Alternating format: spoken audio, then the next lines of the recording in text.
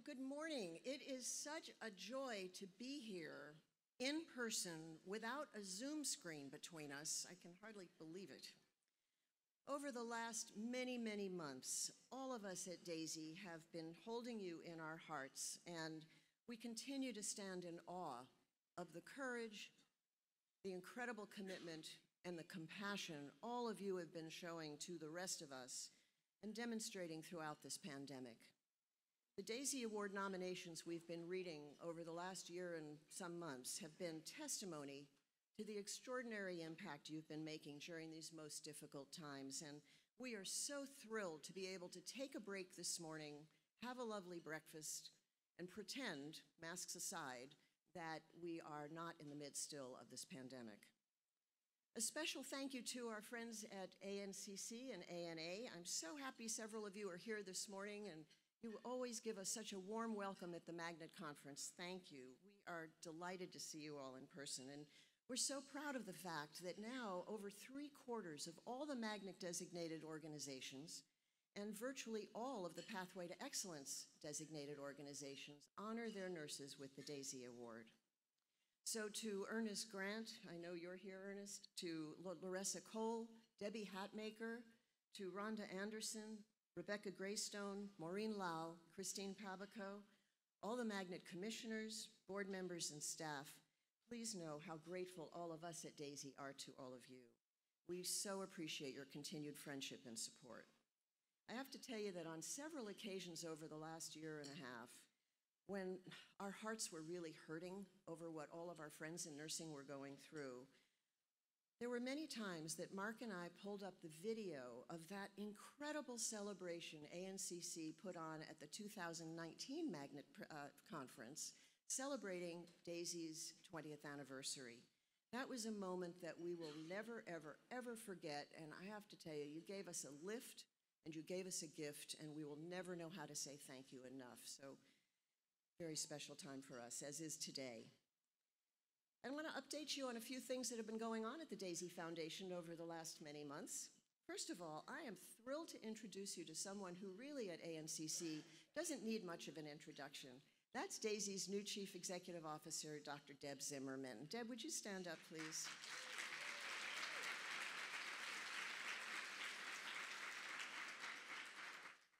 Deb was the chair of the Magnet Commission before our current chair, Jeanette Ives Erickson, and we are so lucky to have her on board. It is a title that I have to tell you, I relinquish with love to Deb, because Mark and I know that the future of the Daisy Foundation is in outstanding hands as she joins our phenomenal team and honors nurses wherever you work, wherever you are in your careers. And I have to tell you also that Mark and I are not going anywhere. Someone mentioned to us the other day that congratulations on your retirement. I thought Mark was going to fall off his chair. That is not our intent. We are committed to honoring nurses and serving Daisy's mission forever. And we're going to just have a little more time now to do what we love to do most, which is to come out and visit with you and be available to say thank you in person as much as we can. So we're excited about that. Now, the question that we are so often asked, how many organizations are now honoring nurses with the Daisy Award? Well, as of today, that number is 4,984. Yeah. And that includes not only healthcare facilities, but also schools of nursing, and it's in 31 countries. I had so hoped we were going to top 5,000 and be able to celebrate that milestone with you today, but we can't celebrate it yet, but it's coming, so stay tuned. But truly, you are all members of a global Daisy community, and I know we have some Daisy honorees here today, and I'm going to ask you to stop eating for a minute and stand up so we can recognize you.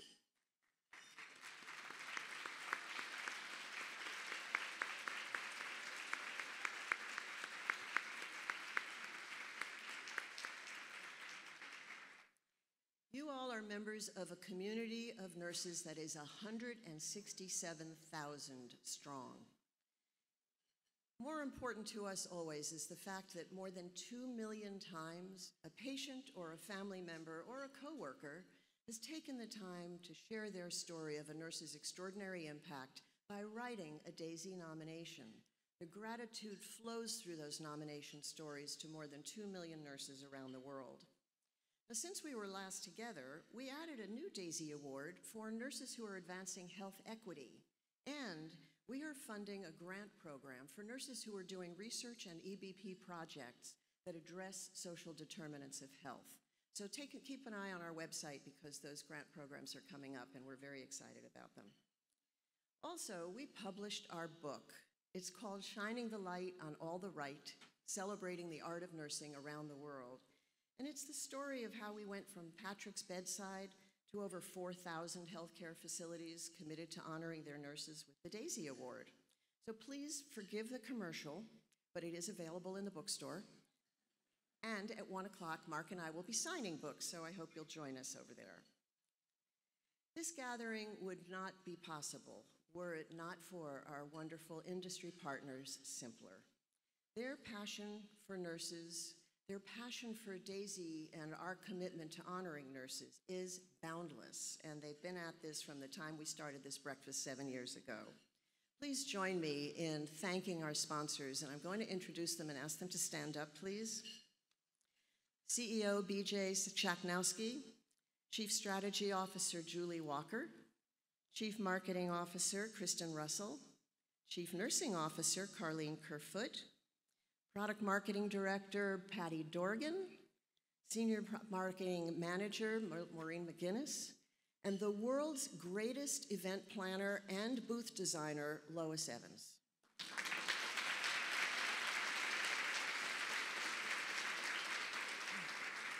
I hope you get to meet them, and I know you'll fall in love with them as we have over the years. Now, before I introduce our speakers, I want to ask our Daisy leadership team to please stand up. Tina Barnes-Caraher, co-founder of the Daisy Foundation and our Vice President of Marketing and Communications. Tina, you have done a fabulous job putting this breakfast together, and I can't thank you enough.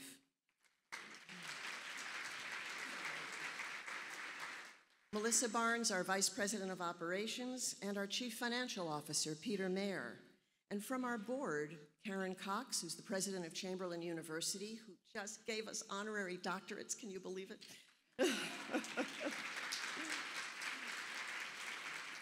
Rick Cumming, who's the Chief Nurse Executive at Christiana Care. Mary D. Hacker, who is the retired Chief Nursing Officer of Children's Hospital of Los Angeles.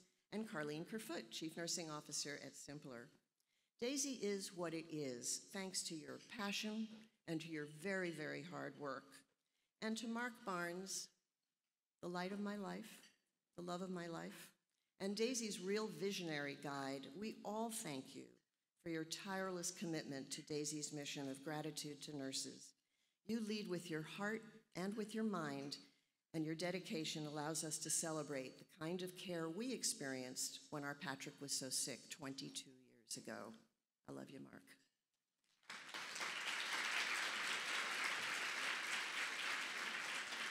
So now to this morning's speakers. We have a beautiful program for you this morning. It is the story of two nurses who worked in two different hospitals and coordinated extraordinary care for a family that was going through an extraordinary sadness.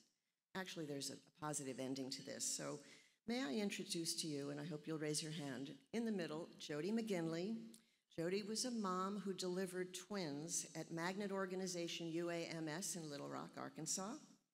Laura Ryan, who was a NICU nurse at UAMS, and Lindsay Grignon, who was at the time a NICU nurse at Magnet Organization, Arkansas Children's Hospital. Now, there's a reason our friends at Simpler have put tissues on your table. I'm going to warn you right now.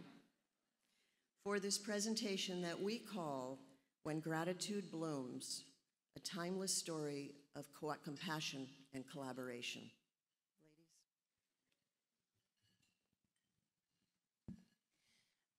With a history of infertility and miscarriages, you can only imagine the shock and the fear I had when my husband, Jesse, and I were told by our doctors that we are now pregnant with twins. This pregnancy did not come without complications as well. But after 14 long weeks of bed rest, we delivered Elijah Cole and Walker Daniel at 36 weeks gestation at the University of Arkansas for Medical Sciences, or UAMS. And due to complications, our little Eli would be transferred to Arkansas Children's Hospital, and Walker would remain at UAMS.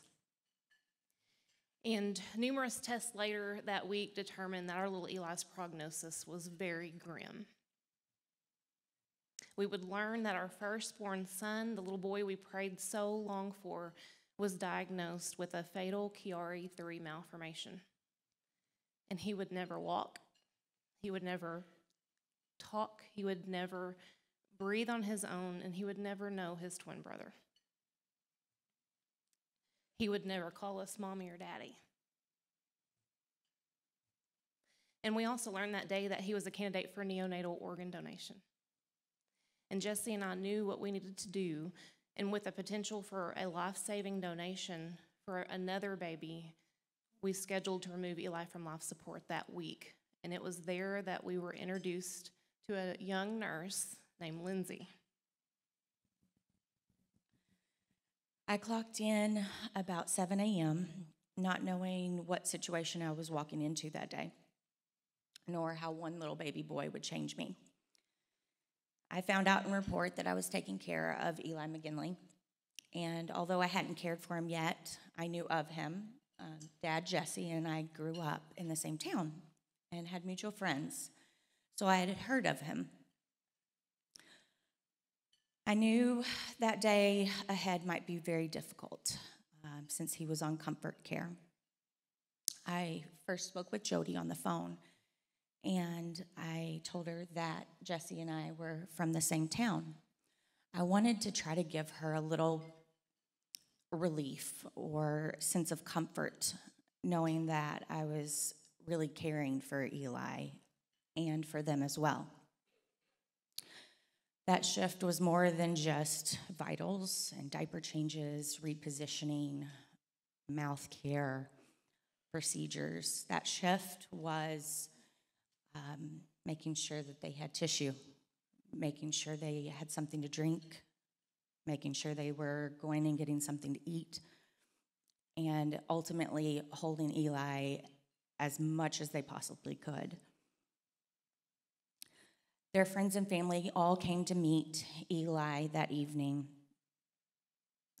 I don't really remember how many friends in that room. We kind of threw out the visiting guidelines in those situations. It was pretty full. You could feel the love in that room for the McGinleys. The McGinleys' needs were made the priority in that situation. It wasn't the rules. It was what this family needed. They were given all the support that they needed in that time. The end of my shift was nearing, and I really thought, this will be very upsetting to have a new nurse come in right at the time we were going to withdraw care. So I spoke to management and asked, would it be okay if I stayed till 11 o'clock? I mentioned it to Jody that the end of my shift was nearing, and I could see it on her face, the look of, fear. And then I followed it up immediately with, but I can stay till 11. And then the look of relief that washed over her, I knew that she really wanted me to, so I said, I'll stay. So all the visitors left. Right after around 7 o'clock, I started assisting the neonatologist in removing the ET tube. We immediately left the room to give Jody and Jesse time alone with their son. And up until that point, I had been holding it all together. At that moment, I broke down sobbing. Our chaplain was there, and I just wept. to see this family go through this situation was really difficult. But none of us were really prepared for what happened next. Thank you. We thought with his prognosis that it would be quick. And Eli surprised us all and kept on. And when we thought he was almost gone, he kept breathing. I listened with the stethoscope, and his heart kept going. Science cannot explain it whatsoever. I knew I was witnessing a miracle. Several hours later, I needed to clock out. I was scheduled to be back at 7 a.m. the next morning. So I went home for a little bit of sleep, and I fully expected an update from the nurses on night shift that he had died.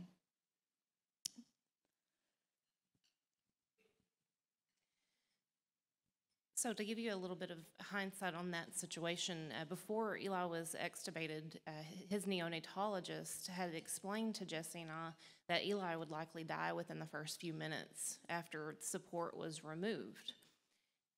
And when we were ready, Nurse Lindsay and Dr. Yap removed support, but Eli continued to breathe on his own. And in fact, it ended up being he breathed on his own for 31 more hours. And with every gasp of air, we held him tighter and tighter, confused, and we just watched him defy the odds, and we were horrified at what was happening. Which one of these breaths was going to be his last? What would it be like to hold our dead son? I remember many times refusing to hold him because I didn't want to be the one holding him whenever he did die. And I think that was guilt. But during this time, we also received a call from UAMS that Walker, remember the other baby? he had had a pneumothorax episode, and I know I'm in a room full of individuals that know likely what that is. He blew a lung, for those of you that don't know. But the team informed us that they would have to place a chest tube in Walker and watch him very closely, and all of a sudden, our healthy baby across the interstate then had become critical. And I tell you this to kind of explain to you the shift. This is how quickly a family's life can begin to unexpectedly spiral. And ours was spiraling. We had absolutely no control over any of it. And as a parent, raise your hand if you're a parent in here. I'm sure it's the majority of this room. As a parent, how helpless you feel when you have absolutely no control. And that's something that we didn't have control over. And at 6, we watched him do these intermittent breaths all throughout the night, and it just got more horrifying as the hours went by. And by 6 a.m. the next morning, I was having a psychological breakdown, and I can tell you that today because I realized what that was. And let me tell you what had happened was, I haven't had a major C-section earlier that week before. I was prematurely discharged from L&D so that I could be with my dying son. I was not taking my pain medications because of the drowsy effects that it would give me. And it was partnered with that crushing feeling of heartbreak and pure exhaustion from all of the above. And I asked my husband to take me to UAMS. At 6 a.m. that next morning, I looked at him and I said, I've got to go to UAMS. And he said, what? I said, I've got to go. I've got to remove myself from this room. I can't watch him breathe and die like this. It just went on and on. And, Jesse obliged. He loaded me up in my wheelchair. I kissed my son for what I thought was the last time. And he drove me across the interstate to UAMS. He wheeled me into Walker's NICU room. He kissed my forehead and told me that he would call me later, meaning he'll call me after Eli passes. And it was there on that tiny NICU couch in Walker's NICU room that I would sit and I would stare at that other little boy in that clear isolette fighting for his life, and I began sobbing. Walker's neonatologist, Dr. Seglum, that morning, this particular neonatologist had delivered baby A earlier that week. So I like to talk about, good physicians, good doctors, good healthcare teams, good nurses. They'll keep up with their patients through the process, and he did that with us, and he knew that we were going to take Eli off of support that night before because he had been making the calls over to Arkansas Children's. So whenever he was making rounds at UAMS checking on Walker that morning, he saw me sitting there on that couch sobbing. And he stopped in his tracks, and I'll never forget it. He popped his head in, and he said, "How did it go last night?" And I just looked up at him, and this poor doctor, I just sobbed on him too. And the most amazing thing happened at that moment. He had paused. He walked into the NICU room. He sat his laptop, his charting supplies down beside him. And he walked over to me and he sat down beside me on that couch. I was the priority in that moment, as full as that NICU was that day. And he talked to me for a long time. I'll never know for how long it was, but there was no rush. We got off on some kind of conversation about philosophy or something I'm completely not interested in. I remember it being, he's the smartest man I know. But I see now what he was doing was, in the state of mind that I was in at that very moment, he was getting my mind turned around. And I think that's very spectacular to know what the needs are of your patients and families whenever you don't really realize the need itself as the patient and family. And after that big, long conversation about the things I don't know about, there was another pause, and Dr. Seglum, he looked over at me, and he said, "Jody, if you want the boys together, I'll make it happen." Now, as a patient and family member of the medical team, you don't know what that means exactly, but I remember just thinking, oh, okay, oh no, I don't want to inconvenience him. I'm very much a person that does not like to inconvenience people. But he came back several hours later, asked me, "What's the update?" I didn't have an update for him. And he said it again, "Jody, if you want the boys together, I will make it happen." And it was at that moment I was exhausted. And the only thing I could get out was a nod. And exactly 1 hour later from that moment, our lives would change forever. So I returned to Arkansas Children's the next morning for my shift at 7. And remember, I was supposed to get an update when Eli had died. And I didn't get one. And I was a little miffed. Why didn't they update me? How rude. And then I got there, and my utter shock and surprise to see he was still there. Still holding on, still breathing. Our nurse practitioner was already working with the neonatologist over at UAMS, trying to get him back transported.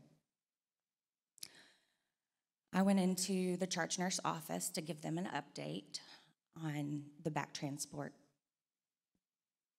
And the nursing supervisor was also in there. And I told them, "We're going to back transport him." And there was this look of shock on their face. "Can we do that?" So I was like, what's the worst that could happen? You know, he's on comfort care. So I knew that in that situation I might be getting some pushback, policies and red tape and all. And before any more discussion ensued, the nurse practitioner walked in and interrupted, saved by the nurse practitioner. And she said, "Lindsay, transport team's here. Come on." And so I ran out of there as quickly as I could. Wasn't quite sure if I would still have a job later, but I went. And we got him, started getting him ready for transport. I was trained in back transports. Back transports were for stable babies that went back to their hospital, the referring hospital. We never transported a baby on comfort care, a stable transport. There were no rules in this situation. This wasn't the norm. We didn't do this, which is why everybody was kind of scratching their heads. Like, can we do this? So I told transport, I'm one of the back transport nurses. I've been trained, so I can take him. And she said, "Oh, great." So it was decided I would back transport Eli to UAMS with our EMT. And usually, another rule was that parents did not ride on the ambulance on back transports. It being a stable transport, there was just an additional liability having a parent on our ambulance. But the EMT and I both agreed we were not going to keep Jesse 1 minute away from his son. So we allowed him to take that 5-minute ride across the interstate with us. So I looked up in the NICU room at that moment, and to my surprise, I saw my husband's face, and this is within an hour of my conversation with that neonatologist. I had no idea that this was going on. And when I saw my husband's face, I then saw behind him flow into this NICU room the Arkansas Children's Angel One transport team, and they were rushing into this NICU room. And behind them was our nurse from Arkansas Children's that night before. And Lindsay, had spent that entire night before into the next day with us. It was surprising. You don't think of two institutions being able to partner and work together. So for her to come in was a relief for me. And in her arms was Eli. And they rushed Eli in. I remember it was very chaotic. They opened Walker's isolette quietly without disrupting, his PICC line, his chest tube, his stats. And when they opened the isolette, they flipped Walker onto his back very gently. And then I remember they laid Eli into the isolette. And it was there that one of the nurses had taken Eli's arm and she had placed it on his twin brother. And here on the video, the photo that you're seeing, Eli's in the shark outfit, and that is Walker there that you see with the tube. So it was there at that very moment. It was a moment where we saw our sick little boy, who was very gray in color. That night before, whenever I had left, or the morning of when I left, he was very gray. They brought him in, he was still very gray. And then once they placed his arm over onto his shoulder, within a few minutes, you saw a smirk come across his face. And then his gray color began to pink up. The doctors, the nurses, and the employees from the NICU began flooding the room at this point. The room was stuffed. It was full of people. And I remember laying my eyes on my twin boys. I remember thinking, I can't believe this is happening. And then I recall looking over my shoulder at one point and seeing the nurses and the doctors in the room. They were all putting their arms around each other. I saw tissues being passed around. I remember laying eyes on my husband and looking back down at my boys again. And I have this moment of thinking, these nurses are emotional. They're crying. And it wasn't an uncomfortable. It was they're real people. But then immediately I was back at the vision of my boys. And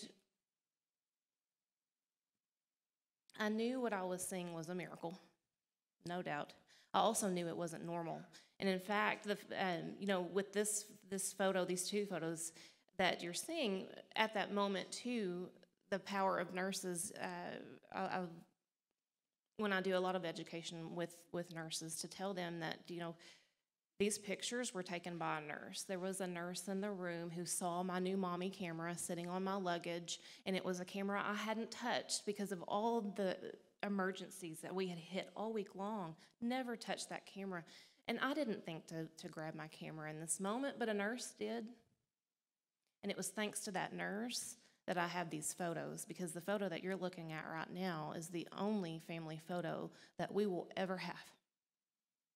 Now, they didn't teach you guys how to do photos in nursing school, did they? But it's true.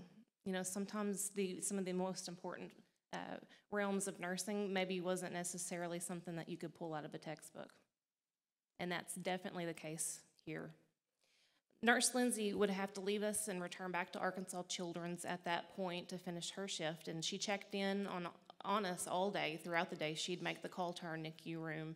And when her shift ended, we had invited her to come back over to UAMS to see Eli, thinking that, she probably wouldn't. He was still in our arms later that afternoon, and at this point, we're about 24 hours out from being removed off support, to give you a kind of a timeline there. And I'm going to let Lindsay share what happens next on that, but just to kind of reiterate that we didn't think that a relationship probably would have gone past that point, but Lindsay definitely surprised us. So when I was there in the room and we got Eli back into the bed with Walker, watching him turn from this gray color to pink was miraculous. I knew. I was only 2.5 years into my nursing career. And I knew I might not see something as miraculous as this. And I wanted to stay as long as I could. I wanted to be there and witness it all the way through. So I called back over to my hospital and spoke to the charge nurse, and she said, "You can stay as long as you'd like. We will need you back at 3. I'm very sorry, but we do need you at 3. Okay, great. So our EMT took the ambulance back to the hospital, and the same nurse that took those pictures offered to take me back over to my hospital. I went back to Children's, again expecting that Eli would die while I was gone. So I expected to have a text message, or the nurse that took me over had my phone number, and she was, going to text me if there was anything to know. And so during that 3 to 7 shift, I found some form as I was, cleaning up the chart, and it wasn't a part of the medical record. It was some, form for Jody and Jesse. And it probably wasn't of much importance, But I didn't want to just throw it out or, have it shredded. I wanted to give Jody and Jesse the choice since they had so little of Eli. So I held on to it, and when I left, I called over there and spoke to Jody and said, do you want this form? I can hold on to it. And that's when she invited me to come back over if I wasn't too tired. I remember her. She didn't want to inconvenience me. And of course, I said, I'll be right there. And I was nervous because I had already been over there, but there was going to be a night shift nurse. And, I wasn't sure who it was going to be. Were they going to be territorial? And who are you? What are you doing over here? And I was, hesitant, but I wanted to be there for Jody. And then I met Laura.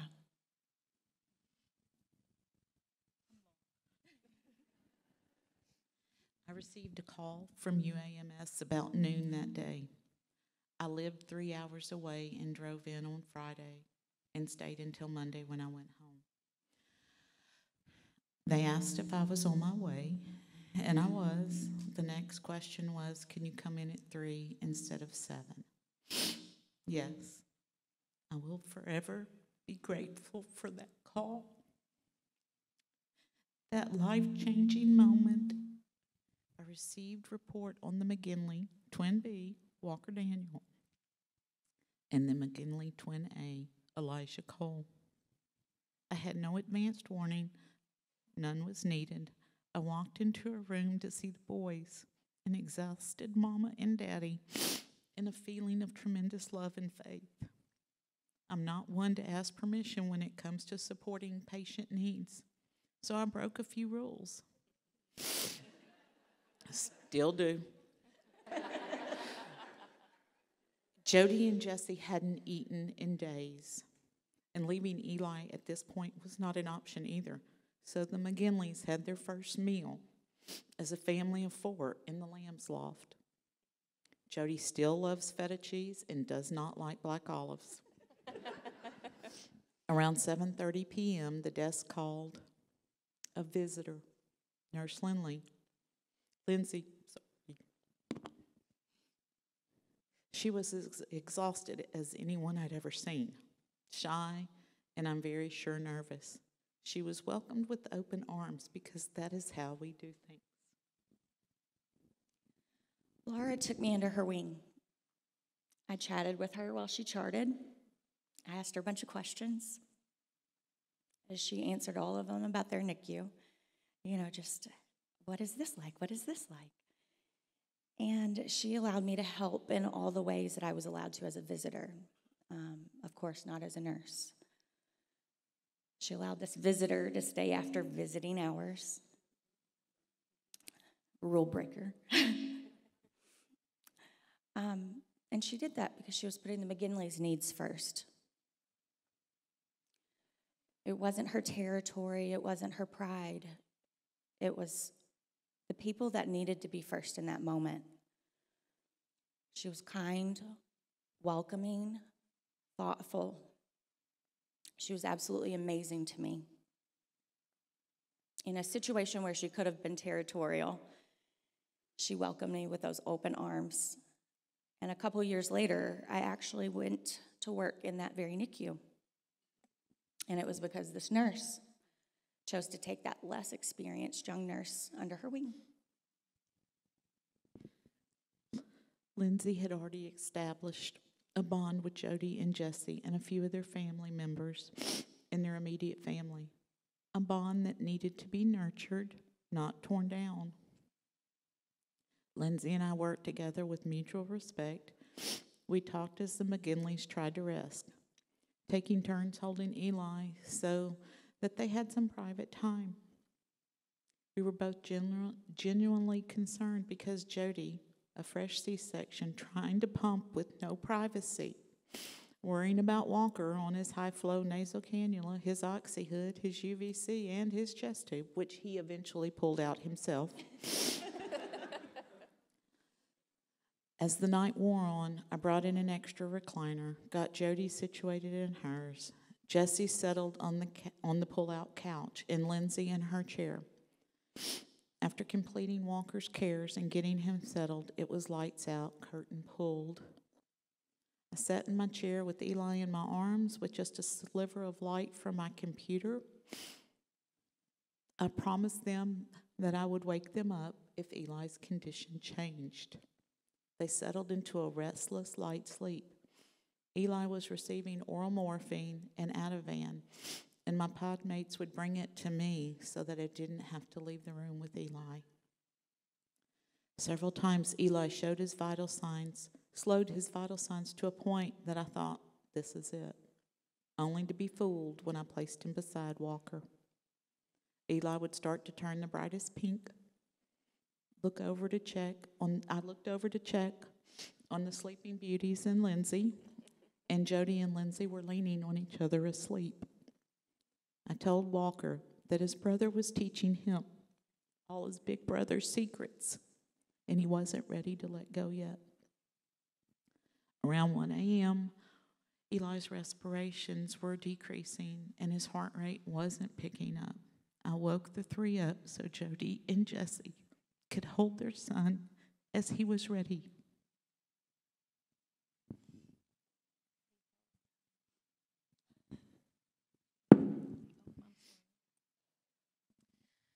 So the night of August 7th into August 8th, Jesse and I were, as you've heard, purely exhausted at this point.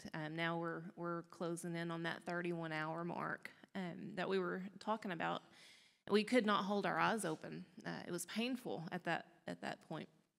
And we were malnourished, and it was just, 3 days running on adrenaline post-surgery. Nurse Laura, Nurse Lindsay instructed Jesse and I to lay down on the couch in that NICU room and not to fear closing our eyes. They would take care of Eli. They'd wake us up if he finally stopped breathing. And our souls just finally felt the peace at that moment that we needed. That, Eli wouldn't die without us knowing. And we felt safe. She gave us that permission to close our eyes and to get that rest that we needed. And so we did just that. And at 1 a.m., Eli was passing, and Nurse Laura gently woke us up, and she placed him directly into our arms. And this was the moment we were waiting for. And at that moment, it was not as horrible as it should have been or could have been. But instead, it was as beautiful of a moment as it possibly could have been. And it was our twin boys, my husband and I, our two nurses, in one room.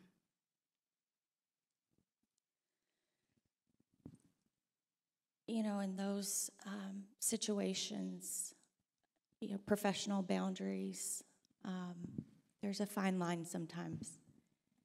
And in this situation, Jody, I could read her very well. She had it all written on her face. And I could see what she needed.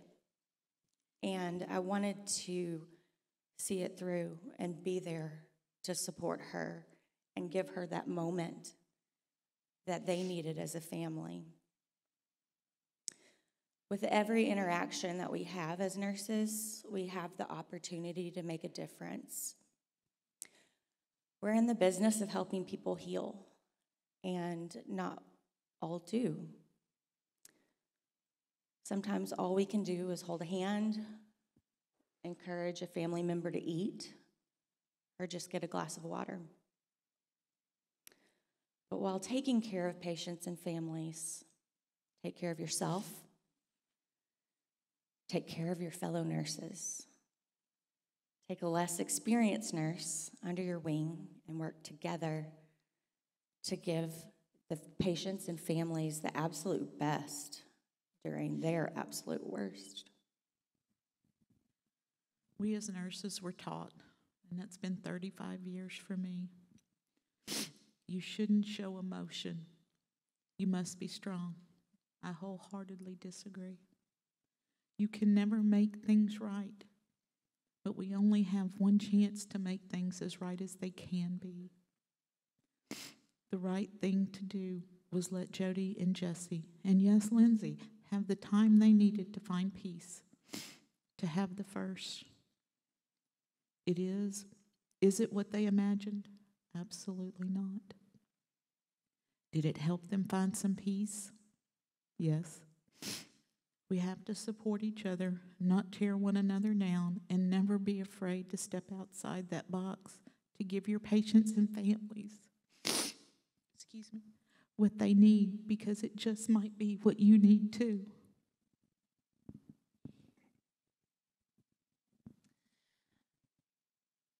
So, some final thoughts here from a parent, from a family. The decisions that you make today for some of your families will impact them for the rest of their lives. I can speak to that because I'm one of those families. I was 25 years old when we delivered Walker and Eli. 25, I had a whole life ahead of me. But you know, a lifetime is such a long time to live without peace. And Nurse Lindsay, Nurse Laura's titles as Eli and Walker's nurses far exceeded itself when they made the conscious choice of creating a partnership between each other in effort to see this experience out together. And from a parent's perspective, now 12 years later, what they did for my husband and I during the absolute worst hours of our life was to create a meaningful experience. And they set aside all boundaries, all titles, all expectations, and they did strictly what they knew was right in their hearts. It's incredible, as I know most of you in this room probably have experienced at some point. Over the last 12 years, their friendship has continued, as did ours, and due to the beautiful nature in which they worked, I have committed my own personal work to spreading the news of patient and family-centered care.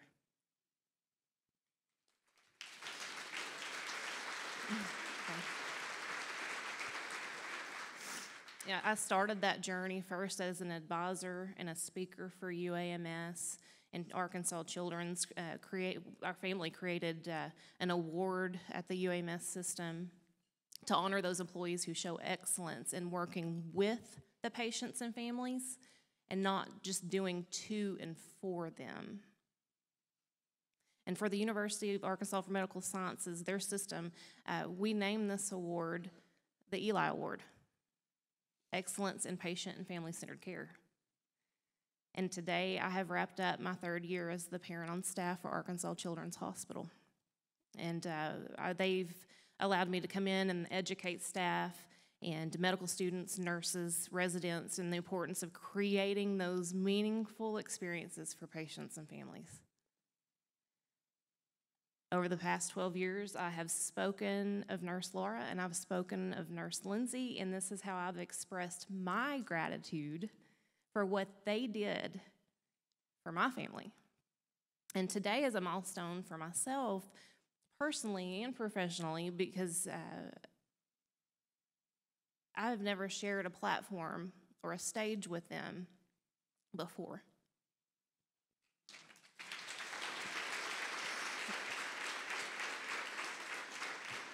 Thank you.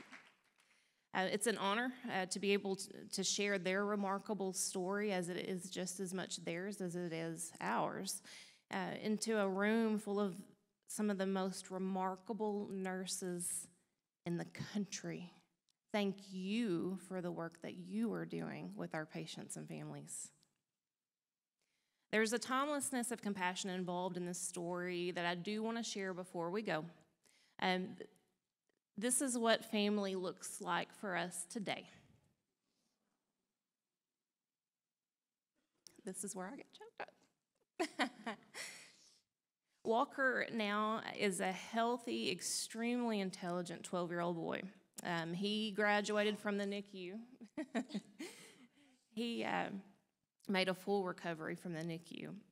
And we have high hopes for his future because he was raised around, you guessed it, nurses.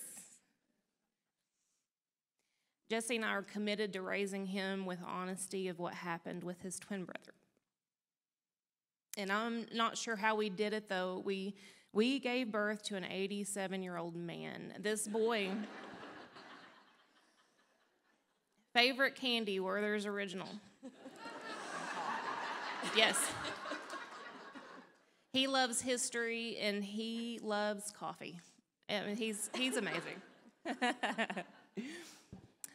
And then on the 1-year anniversary of Eli's passing, that very next year, I felt what I thought was grief, and it was heavy. That 1-year mark, if you've lost someone close to you, you know what this feels like. And Nurse Laura and Nurse Lindsay, they spent that day with Jesse and I and baby Walker. So we were together on that day. That feeling of grief, though, that was pretty daunting, was also the feeling of a first trimester signs. And as on that 1-year anniversary, we found out we were expecting with Nurse Laura and Nurse Lindsay. But exactly 8 months to that day, which is remarkable in itself, we met his little sister, Ellie. And we have the privilege of bringing her into the world with the exact same group of nurses and doctors who had delivered the boys 1 year earlier. They all came back to UAMS to deliver Ellie and make sure that she came into this world safely and soundly. Nurse Laura and Nurse Lindsay were by my side the entire time. The little nugget that you see there in the polka dots, she's our youngest, Charlie Kate. She's a ball of fire. You can probably see it in the photos. And you remember earlier in the conversation, whenever we mentioned the gift of life that Eli was able to contribute to this world? Meet Cambry. And there's another little boy in the Dominican Republic named Louis that we will never meet, but we do have photos of him. The gift of life donation that he was able to give to Cambry was an aortic heart valve. Cambry had surgery at 2 days old in the state of Maine. This gift of life donation is the direct result of a job well done by 2 nurses who poured themselves into this little family in the state of Arkansas. If you've ever had those days in which you question if you can do this any longer, or your hardest days when you were ready to give up, ask yourself, who is your family? Find your why in that moment. That very moment. And maybe you will think about the family that impacted you along your journey. As a parent, I can share with you that Nurse Laura and Nurse Lindsay are my why. I'm a donor mom. I'm an educator. And this is the story of my 2 nurses. Thank you.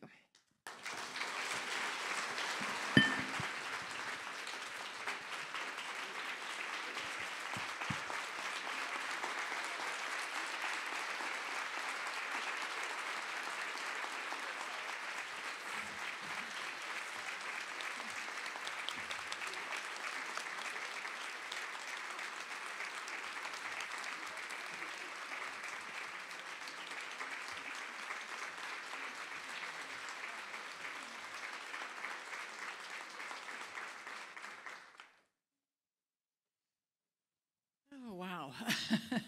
Wow, oh, wow. I'm Caroline Crowfoot. I'm the Chief Nursing Officer for Simpler, and I have the privilege of saying to you, thank you, thank you, thank you. I don't know how to do that appropriately, so I'll just say thank you.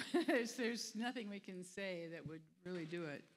But I'm also reminded of the words of that great philosopher, Dolly Parton. Dolly Parton says that tears are the crystals that give us the light to follow for the future. Your tears have given a lot of people a lot of light to follow for the future. Not only here, but a lot of places, in our own personal tears today remind us that this is the future of the kindness and the goodness and the compassion that Daisy is all about and that we're all about. So thank you, thank you, thank you. Thank you.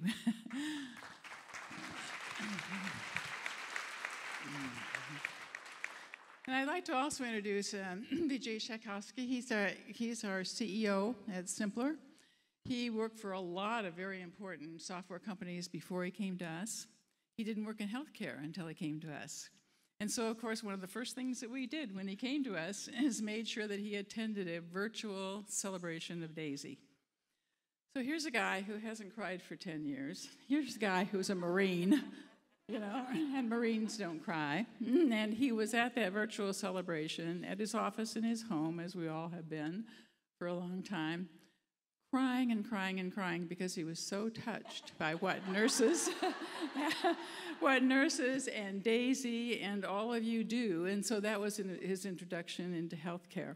So now he's made a real commitment to say that we are here to make sure that the people on the front line can have the kind of environment with the real clear operations, good operations, so that everybody can be the Daisy nurse that they were born to be. So, BJ, come talk to us, okay?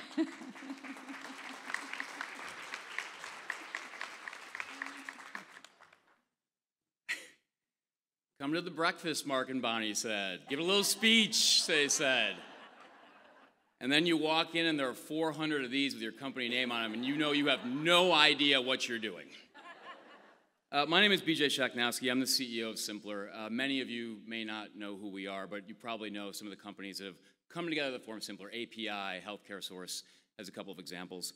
They wrote me a little speech to give today, and we're just going to ignore that.